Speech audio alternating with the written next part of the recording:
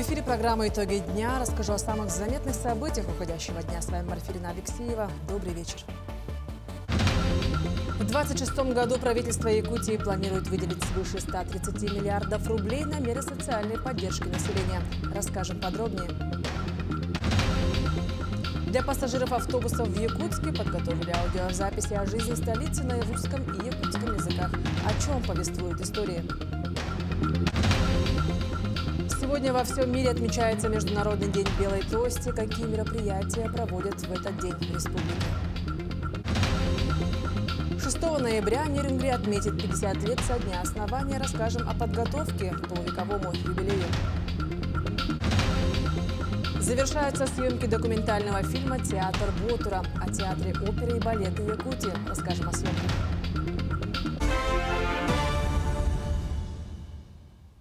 В 2026 году правительство Якутии планирует выделить свыше 130 миллиардов рублей на меры социальной поддержки населения. Средства будут предназначены для развития ключевых направлений в регионе. К ним относятся здравоохранение, образование, социальная политика, физкультура и спорт. Также руководство республики продолжает увеличивать финансирование важнейших программ, связанных с поддержкой семей, детей и старшего поколения. В частности, в следующем году на реализацию регионального проекта «Поддержка семьи» будет направлена на 117,5 миллионов рублей больше. Общая сумма доходов госбюджета Якутии в следующем году составит 309 миллиардов 8 миллионов, расходов 317 миллиардов 34 миллиона рублей. На Дальнем Востоке становится все больше тех, кто не боится начинать свое дело. Малый и средний бизнес в регионе – это драйвер экономического роста. Все это результат мер поддержки, которые реализуются по поручению президента России в рамках нацпроекта. Подробности далее. Гранты, субсидии, льготные кредиты, меры поддержки предпринимателей охватывают все этапы – от бизнес-идеи до выхода на рынок. По поручению президента России в Якутии реализуется проект поддержки предпринимателей. В рамках нацпроекта «Эффективная конкурентоспособная экономика». Абсолютное большинство предпринимателей стоит на отечественных, патриотических позициях. И бизнес, который работает здесь, в России, должен иметь гарантии неприкосновенности собственности, активов и своих новых вложений. Вот вложение сюда и защита инвестиций, защита прав предпринимателей взаимосвязаны. Безусловно, мы должны это обеспечить. Поддержка помогает не только бизнесу, она меняет и саму жизнь в регионах. В Якутии открыл свои двери коворкинг-центр «Уран». Важный шаг в развитии инфраструктуры для творческих профессионалов. Проект реализован индивидуальным предпринимателем Виталиной Блохировой. Я сама начала работать предпринимателем чуть больше 1,5 лет назад и увидела, что в Якутске нет пространств, где начинающий предприниматель, самозанятый, мог бы поработать, посидеть, то есть не имея собственного офиса. Поэтому родилась идея открыть коворкинг-центр. Для открытия в том числе мы воспользовались мерой поддержки Фонда развития предпринимательства Республики Саха-Якутия. Частично мы получили финансирование у них. Это в формате займа под 10% годовых на 3 года. Предоставляемые меры поддержки открывают новые горизонты для развития локальных брендов. Изабелла Павлова – индивидуальный предприниматель с 2019 года. Она занимается производством изделий народных художественных промыслов. Начиная с 2019 года я начала пользоваться такими мерами поддержки, как заказ упаковки, заказ брендбука, фотосессии. И нынче с помощью тоже «Мой бизнес» мы вывели наш товар, очки Чарапче, на Озон. С каждым годом в республике увеличивается число предпринимателей. В настоящее время насчитывается более 130 тысяч занятых в сфере малого и среднего бизнеса, что почти на 9,5 тысяч человек больше, чем в прошлом году. Фонд развития предпринимательства в 2025 году осуществил поддержку 217 субъектов малого и среднего предпринимательства на общую сумму около 750 миллионов рублей. Из них 190 субъектов малого и среднего предпринимательства были выданы льготные займы под процентную ставку от 5 до 13% на сумму около 500 миллионов рублей. Бизнес-инкубаторы, работающие в 15 районах республики, помогают начинающим предпринимателям. На данный момент их насчитывается чуть более 280 человек, а выручка достигла 326 миллионов рублей. Кроме того, резидентами создано порядка 370 рабочих мест. Даяна Федорова, Семен Семенов, Якутск. В штабе цифровой трансформации прошел форум IT-тренды. Эксперты обсудили новые технологии и то, как виртуальная и дополненная реальность влияют на образование и подготовку IT-кадров. Ежегодно мероприятие собирает более 2000 участников. В этом году их стало еще больше – 2500 человек, которые работали на 8 площадках. Участие приняли не только регионы страны, но и гости из других стран – Кыргызстана, Казахстана, Турции и Китайской Народной Республики.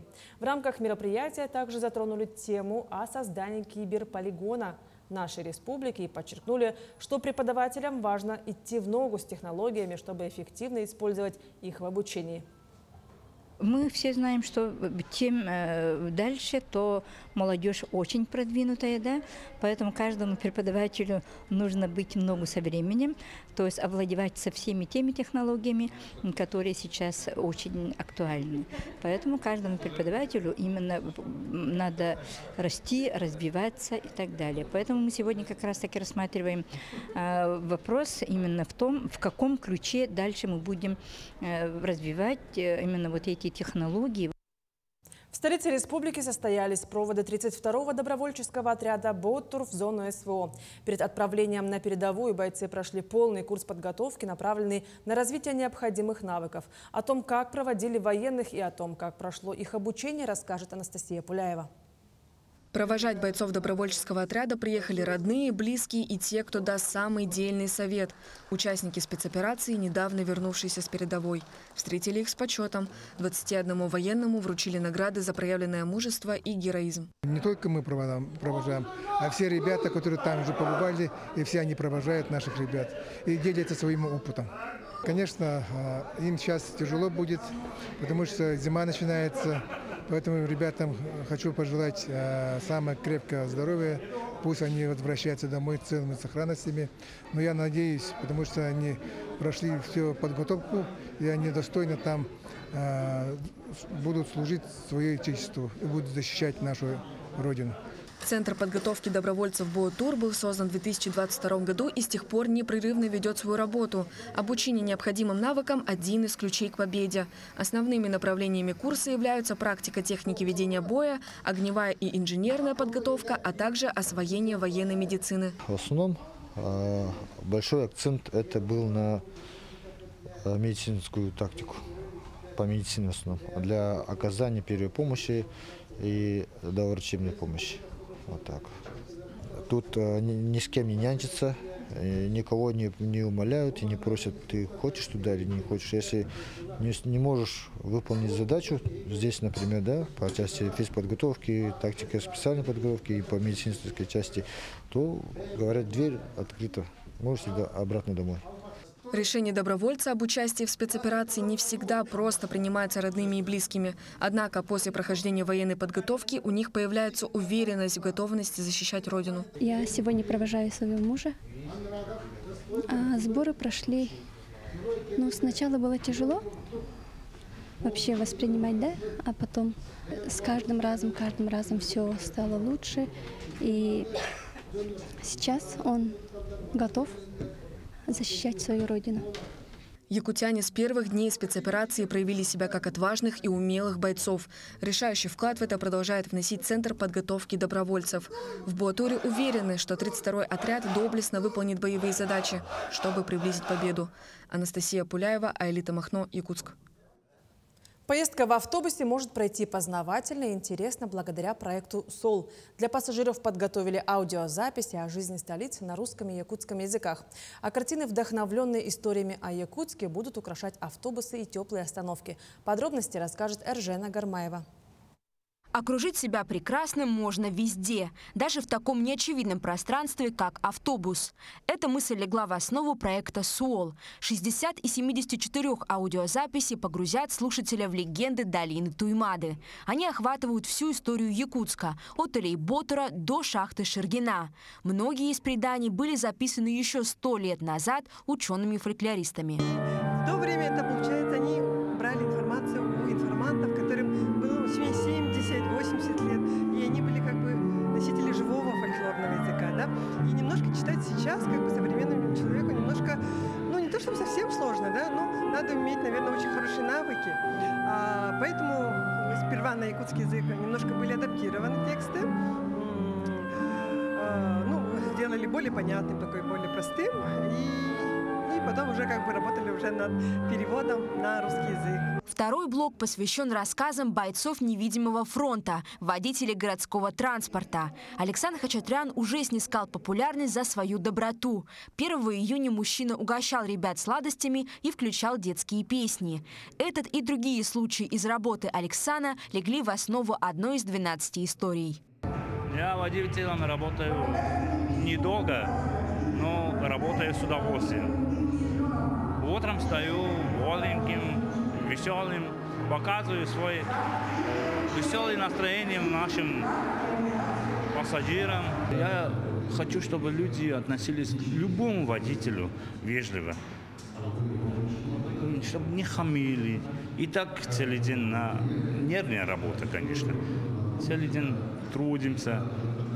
Еще пассажиры немножко не так себя ведут, чтобы вежливо относились к водителям любым. Каждая из записей получила визуальное воплощение. Курировала художественную часть проекта Мира Аргунова. Сама Мира написала 27 картин о легендах Якутска, а изображения по историям водителей создали художники, прошедшие конкурсный отбор.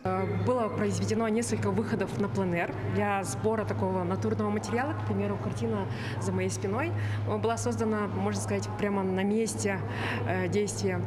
И далее была работа в студии. Многочасовая, долгая, очень приятная. И, надеюсь, она тоже зарядит всех позитивом и привлечет к интересным смыслам, которые завязаны на понятиях смелости, смекалки, доброты и жизнестойкости людей, которые всегда жили в нашем крае. Помимо культурной и творческой составляющих, у проекта есть и немаловажный социальный аспект. Одной из приоритетных задач, я очень рад, что коллеги ее поддержали, у нас является поднятие престижа водителя автобуса, профессии имеется в виду. Вот. И проект получился билингвальный и на русском, и на якутском языке. Приняли активное участие в озвучивании данного проекта множество людей, творческих людей, людей разных профессий. И это, конечно, радует. Послушать записи можно, отсканировав QR-код. 15 таких маршрутов уже курсируют по столичным улицам. В дальнейшем число автобусов-участников планируют увеличить до 33. Эржена Гармаева, Станислав Потапов, Якутск. Во всем мире сегодня отмечается Международный день белой трости, посвященный незрячим и слабовидящим людям. В этот период проводятся мероприятия, направленные на привлечение внимания к проблемам этой категории граждан и поддержку их самостоятельности. Тему продолжит Лилия Бурцева. В рамках месячника в течение месяца будут проведены различные мероприятия для незрячих и слабовидящих, а именно круглые столы, информационные лекции, встречи с ветеранами тыла и труда, участниками СВО, благотворительные акции, ярмарки вакансий, тифлоэкскурсии и другие. В программу акции также входят оказание адресной помощи остро нуждающимся инвалидам. Ну, наше общество уже очень давно, так, скажем так, старое общество. Вот. И помимо культурных массовых мероприятий, помимо вокалов, у нас есть также очень много известных личностей в разном направлении. Также у нас очень много спортсменов, призеров, чемпионов Дальнего Востока и России. Эти люди, благодаря этим членам ВОС, наше общество сегодня процветает. В настоящий момент по Якутии членами общества слепых являются порядка 2000 человек. Из них более 400 проживают в Якутске. Среди районов наибольшее количество незрячих проживают в Мегино-Кангаласском – более 100 человек. Члены общества слепых подчеркивают значимость проведения подобных акций и мероприятий, так как они предоставляют уникальную возможность для социализации. Это очень важно для людей слабовидящих, для невидящих, потому что это своего рода социализация. Человек не находится постоянно в четырех стенах, он общается с другими, с такими же людьми, как и он сам. И считаю, что это очень важно для человека, для его социализации, чтобы он не ощущал себя одиноким. В течение месяца для членов общества слепых будут организованы встречи с главами администрации районов. Они расскажут о мерах государственной поддержки незрячих. Также будет организована встреча с главными врачами и офтальмологами по вопросам охраны здоровья инвалидов. Акция завершится фестивалем 15 ноября. Лилия Бурцева, Аэлита Махно, Якутск. 6 ноября Нерюнгри отметит 50 лет со дня основания. В течение всего года ведется подготовка к юбилею. Не только муниципальное образование, но и сами нерюнгринцы вовлечены в организацию праздника путем участия в конкурсах и фестивалях самой разной направленности. Торжественные мероприятия в рамках празднования полувекового юбилея запланированы на первую неделю ноября. Цикл мероприятий разработан таким образом, чтобы охватить все слои населения и возрастные группы. Первостроителей, ветеранов труда, учреждений и организаций, молодежь. Кроме того, город Нерюнгри готовится к важному событию не только с точки зрения празднования, но и с акцентом на создание комфортной городской среды для своих жителей. Текущий год стал особенным для Нерюнгринского района не только из-за празднования юбилея. В этом году там масштабно отпраздновали юбилей Победы и провели национальный праздник Исэх Олонхо. В честь всех знаменательных событий была организована большая выставка. Глубже понять культурное наследие своей республики, насладиться красотой традиционного искусства и почувствовать связь поколений, бережно сохраняющих народные обычаи и ремесла. Все это позволяют такие выставки народных мастеров. Экспонаты абсолютно все разные, направления тоже разные, но в будущем мы уже сейчас как бы проговорили с мастерами и решили делать все-таки какие-то тематические еще выставки. Мастера, представившие уникальные изделия ручной работы на выставке самого разного возраста. Это дети, молодые люди и люди пожилого возраста, пенсионеры. Сидеть на пенсии, чем заниматься дома? Вот. Последние 2 года практически не пропускаю выставки. Стараюсь выходить. Ко мне подходит очень много молодежи, да, девочки, мальчики. И они интересуются как раз вот этим всем. И они у меня спрашивают, а как это делается, а как можно сделать, а как это. Знаете, вот просто приятно даже, что вот эта вот молодежь интересуется вот этим. И хотя бы они будут заниматься этим в дальнейшем. На выставке присутствовали как мастера, которые постоянно демонстрируют свои работы на подобных мероприятиях, так и те, для кого это было впервые. Это, во-первых, знакомство между мастерами, знакомство между потребителем и исполнителем. Вот. И мы напрямую сразу можем видеть, что человека интересует, что ему ближе всего, чтобы не сидеть там у себя в подвале, не клепать тонны чего-то ненужного, и они потом через века их там кто-то откопает. Делаем продукцию максимально стильной, максимально с направлением на наши традиции, чтобы и подтянуть молодежь, и чтобы наше поколение порадовать, для более старшего поколения тоже как радость увидеть что-то знакомое на нашей атрибутике. Посетители выставки смогли увидеть и приобрести образцы традиционной якутской культуры. Резьба по дереву, одежда и украшения с орнаментами и вышивкой, гончарные изделия и многое другое. Занимаюсь керамикой, изготовлением посуды на гончарном круге. На сегодняшний день у меня даже есть якутская глина вот здесь, которую я привез этим летом с Лены, с нашей реки. Да, я откопал на берегу, привез сюда из Алекминского района. В будущем хотелось бы преподавать еще гончарное мастерство, делиться с ребятами, потому что очень много людей вообще интересуется. Хотелось бы делиться вот этой вот красотой. Каждый посетитель смог пообщаться с мастерами своего дела и забрать домой частичку уникальной культуры Якутии. Екатерина Павлова, Захар Головин, Нерюнгри. Во Владивостоке адаптацией студентов из Якутии вот уже 15 лет занимается землячество Кескил. Это объединение стало не просто опорой для студентов, но и настоящим центром притяжения якутской культуры в городе. В этом году Кескил утвердил насыщенную программу культурно-массовых мероприятий.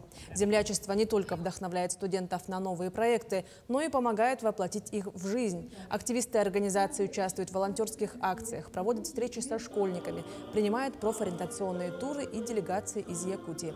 Ежегодно количество активистов растет, укрепляя культурные и образовательные связи между регионами. У нас в начале идут мероприятия такие, как посвящение, Рюмдюн, зимний бал, в котором могут участвовать все студенты во Владивостоке, на которые приходят представители постоянного представительства Республики Саха-Якутия. Мы с ними тесно работаем, помогаем им. И также у нас проводятся такие лекции, семинары, которые предназначены для общего круга людей, которые интересуются культурой, якутской культурой. Завершаются съемки документального фильма «Театр Ботур» режиссера Милены Кудряшовой при поддержке Президентского фонда культурных инициатив.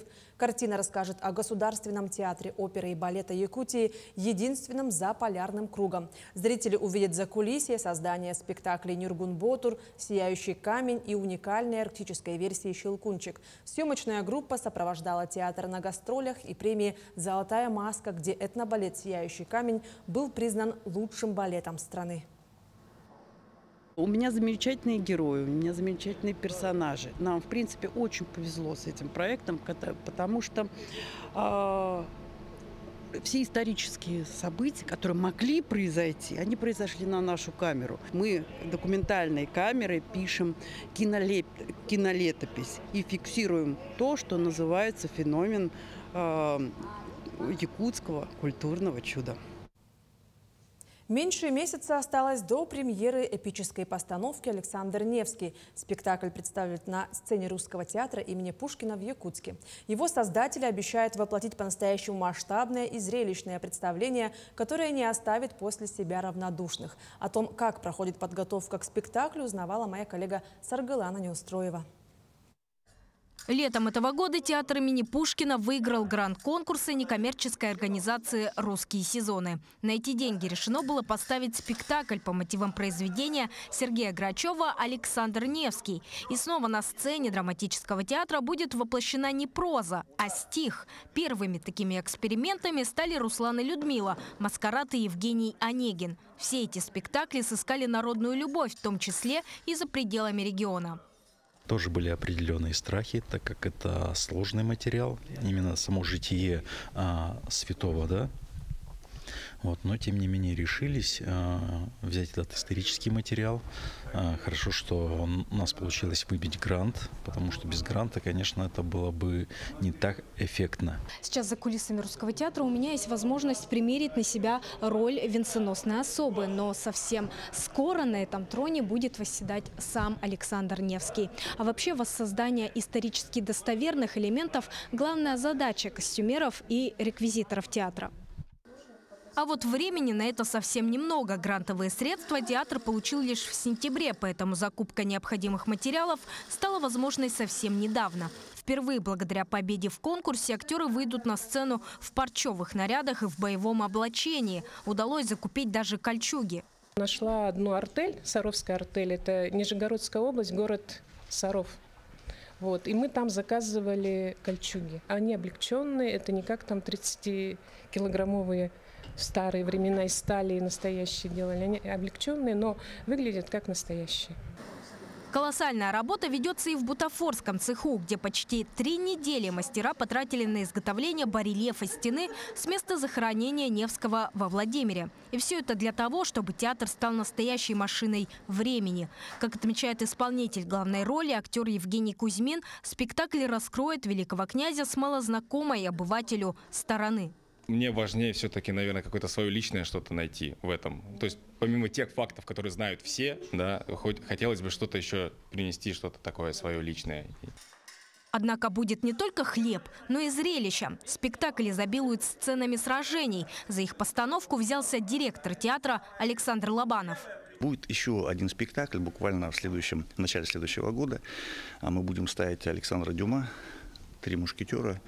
Поэтому то, что мы сейчас начинаем снова работать с холодным оружием на сцене, это своего рода как бы первый шаг, первая ступень для того, чтобы вот идти дальше. Увидеть же постановку зритель сможет уже 7 ноября. Премьера продлится 3 дня, после чего Александр Невский станет частью постоянного репертуара театра. Саргалана Неустроева, Артумен Наговицын, Якутск. Таким увидели день наши корреспонденты. Ну а я с вами прощаюсь. До новых встреч.